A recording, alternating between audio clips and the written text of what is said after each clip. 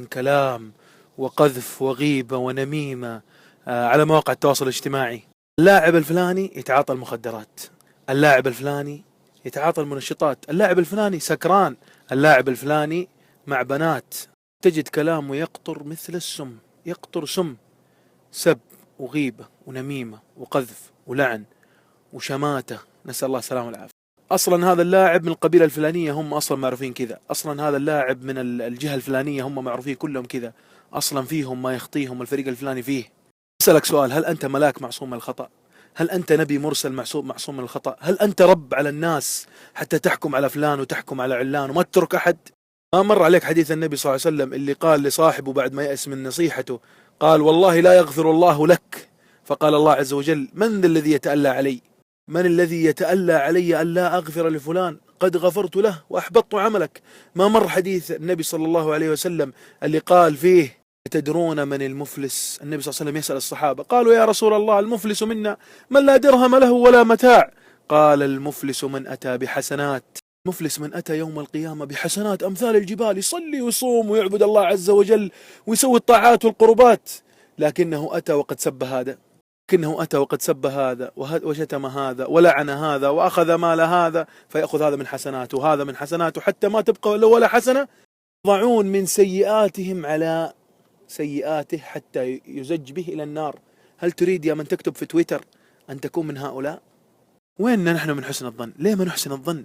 واحد من السلف يقول لو رأيت صاحبي يقطر من لحيته خمر لظننت أنه تمضمض بها. سبحان الله. طيب حيجيني سؤال، حيجيني واحد يقول لي يا شيخ طيب أنت شايف بعض اللعيبة مصورين وهم يفعلون المنكرات، هل دورنا أن نحن نسكت ولا نسبهم ولا نغتابهم؟ دورنا أن نسبهم ونغتابهم ونسوي عليهم هاشتاجات في تويتر؟ لا، لا دورنا هذا ولا دورنا هذا. أقول لكم إيش دورنا إحنا في لما نشوف منكر على اللعيبة. شوف منكر على اللعيبة أو غيرهم، دورك أول شيء تنصحه، تروح له يا أخي انصحه، اتصل عليه انصحه، يا فلان شفتك تفعل كذا وكذا اتق الله عز وجل. الشيء الثاني، الثاني اللي واجب علينا نكتب لولاة الأمر، نكتب للقضاة، نكتب للمشايخ، نكتب لولاة أمرنا عن المنكرات اللي شفناها على هؤلاء اللعيبة. كت وفي نفس الوقت لا نقذف ونسب ونلعن ونسوي اللي نسويه جالسين في تويتر. احذر يا إخوان، والله هذه رسالتي لكم، اتقوا الله عز وجل في كلامكم. أعظم المصائب أن نجعل بعض اللعيبة قدوات يقتدى بهم ويقتدي بهم الجيل.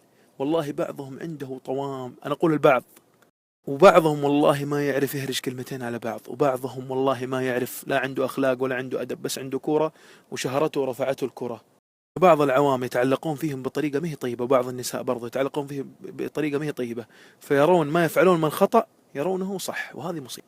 نهاية الكلام ونهاية القول، والله ما من كاتب إلا سيفنى ويبقى ما كتبه يعرض أمام الله عز وجل، فليتق الله. وتبقى كتابتك في تويتر وانت تقذف وتسب وتغتاب، ستجدها أمامك في كتاب لا يغادر صغيرة ولا كبيرة.